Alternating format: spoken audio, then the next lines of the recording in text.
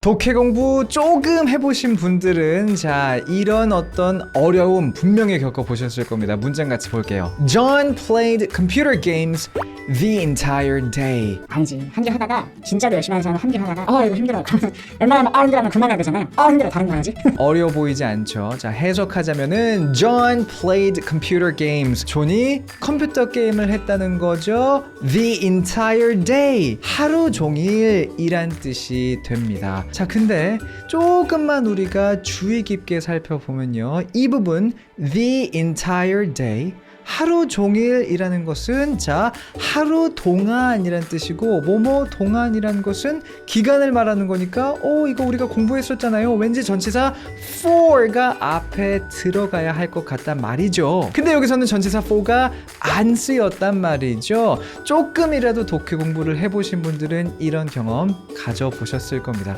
뭔가 여기 전치사가 쓰여야 될 것 같은데 전치사가 없어. 근데 또 의미는 이해가 되거든요. 그럼 그냥 넘어가면 되는 이 찜찜함 자 제가 이번 영상에서 해결해 드리도록 할게요. 오늘의 내용을 이해하기 위해서 우리가 알아야 하는 것은 바로 이 구라는 개념입니다. 자, 구가 뭔지 간단하게 제가 설명을 해드려 보도록 할게요. 영어 단어 2개 이상이 모여서 하나의 의미 덩어리를 이루면 그게 구예요. 근데 포인트는 그 안에 동사가 없어야 한다는 거죠. 자, 이게 무슨 말이냐? 몇 가지 예를 들어 볼게요. 아주 간단하게는 이런 거 생각해 보시면 됩니다. table 하면은 탁자잖아요. 한 단어죠. 이건 구가 아니에요. 근데 그 앞에다가 dining이란 단어를 붙여서 dining table 하면은 식사를 하는 탁자. 그래서 식탁이란 의미가 됩니다. dining table. 이거 하나의 구인 거고요. 형용사를 가지고도 구를 만들 수가 있어요. 우리가 잘 알고 있는 단어 kind를 생각해 보세요. kind. 친절한이란 뜻이죠. 근데 이건 한 단어잖아요. 이런 건 구가 아니에요. 근데 뭐 접속사 붙여서 kind and tall 이렇게 자 보세요. 세 단어로 지금 하나의 의미 덩어리가 만들어졌죠. 그 의미 덩어리가 뭔데요? 친절하고 키가 큰 이렇게 되잖아요. 이렇게 우리가 형용사를 가지고도 구를 만들 수가 있습니다. 그리고 전치사를 가지고도 우리가 구를 만들 수가 있어요. 우리가 뭐 중학교 때 고등학교 때 이렇게 교과서 보면 이런 거 되게 많이 나오거든요. In the morning 같은 거 아침에 란 뜻이잖아요. In the morning 세 단어로 지금 만들어져 있는 거 볼 수가 있죠. 그리고 아침에라는 하나의 의미 덩어리를 가지고 있습니다.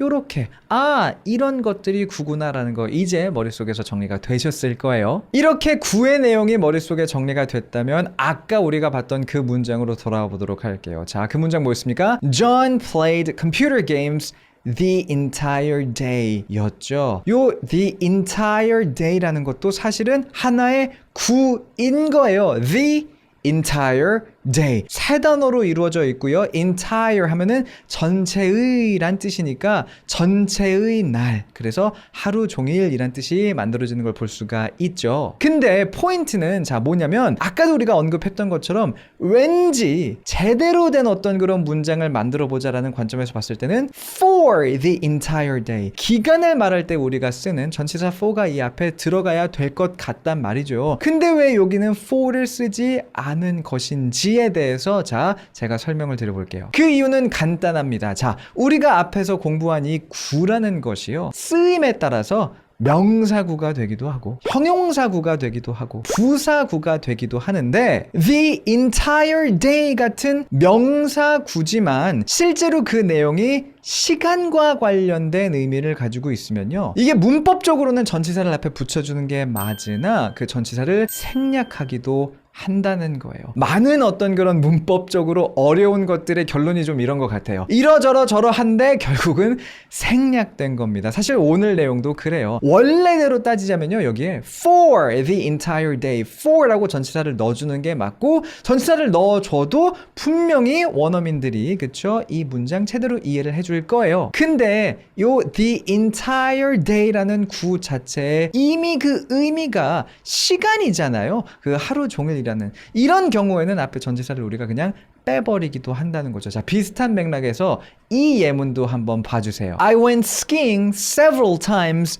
last winter. 해석해보자면 자 나는 갔다는 거죠. 스키 타러 여러 번 언제요? 지난 겨울에요. 자 근데 이 문장도요. 원래대로 하자면은 중간중간에 전치사가 들어가야 돼요. 그래서 I went skiing for several times in last winter. 이렇게 말해주는 게 맞다는 거죠. 근데 이 구두를 보세요. several times라는 거. 여러 번. 자, 이거는 아주 구체적으로 보자면 시간을 말하는 건 아니지만 이 횟수도 시간의 개념 안에 보통 포함이 많이 되거든요. 해서 several times라는 구도 시간을 이미 말해주고 있고 last winter라는 구도 지난 겨울이라는 때를 나타내고 있잖아요. 이것도 그래서 이제 그 시간의 범주 안에 들어간단 말이죠.